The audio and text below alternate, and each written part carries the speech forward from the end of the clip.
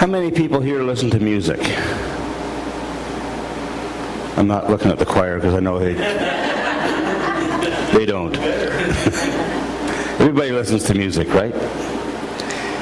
Everybody has a favorite style of music. How many times have you had a song get stuck in your head? Just over and over and over and over again. Happens to me all the time. I'm a music lover. As much as I joke about certain genres of music, I do listen to almost everything. And on my little iPod here, I carry around close to 2,000 songs.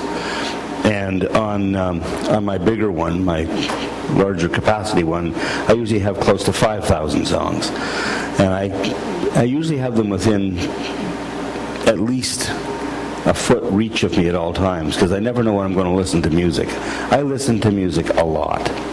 Matter of fact, the only time I don't listen to music is when I'm riding my motorcycle, which is unusual because a lot of people who ride actually put earphones in and listen while they're riding. I don't. The wind is my music on that one. But it's not, many days don't go by that there's a piece of music that's stuck in my head. A few years ago, I got up on an Easter morning, and actually the picture that I had showed the kids earlier of a beach in Nova Scotia, I was born very close to it, and I ended up living in ministry there for about 8 or 9 years in that community, and would get down and walk the beach on a regular basis. It was my place to get away when I had to sort things out and think things through. One Easter morning early, I had gone down to the beach just for a walk. And there was a group of people holding a worship service on the beach. And they had started out the day by singing, "Alleluia, Alleluia, give thanks to the risen Christ."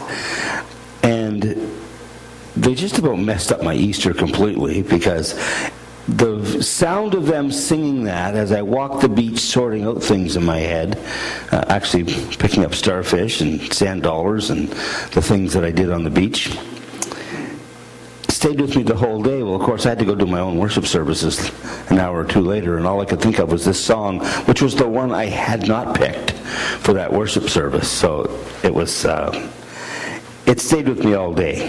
And it's one of those moments I remember. I can't tell you what song stuck with me yesterday or the day before. Well, I probably could, but before that, maybe not. That one I did. It coming back, and I found myself singing it and humming it continuously. And I know there's lots of people like that. There's times when you have a song that just gets in you in such a way that you can't let go of it. It doesn't let go of you.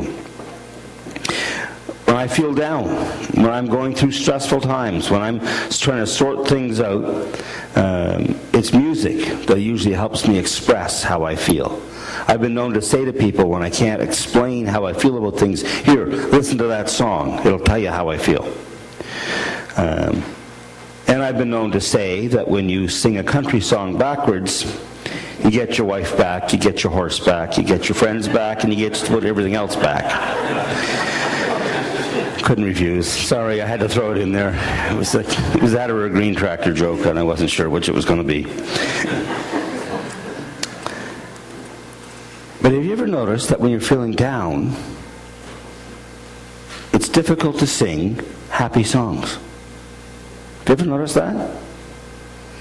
And when you're happy, you don't really want to hear downer songs.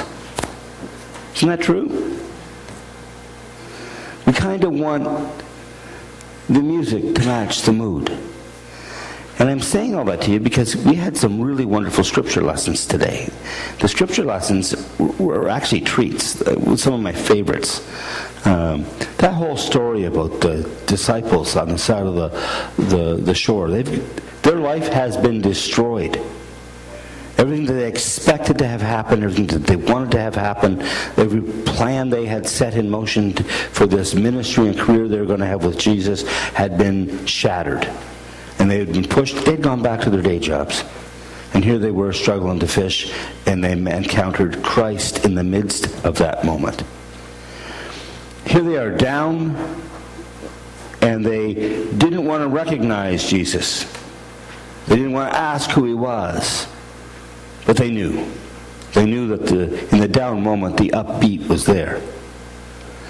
And in Revelation, the 5th chapter passage that was just read speaks about the songs of praises. It's a triumphant song. And that's why it's strange, because it was written by John of Patmos. Do you know who I mean when I say John of Patmos? The author of Revelation? How many people here know about the author of the book of Revelation? The author of the book of Revelation is purported to be written by a man named John of Patmos. John of Patmos is an island in the Greek Aegean Sea, and it's where a man went to live out his life as a recluse, a hermit. And he had this vision, revelation, and wrote it down. But John is also the one that you know in his earlier life as a young man as the one who was called the beloved disciple. The one in this other passage that you read, Ellen, that is the beloved disciple who recognized Jesus, is the one who was the first to the tomb, is the one who stood at the foot of the cross, is the one whose entire life was shattered and afterwards never really got along with the church establishment at all. Ended up moving away from Peter and Paul and all the rest of the group and made his own life in his own way, eventually living on the island of Patmos. A broken man at the end of his days with a triumphant song in a book that we don't see as triumphant.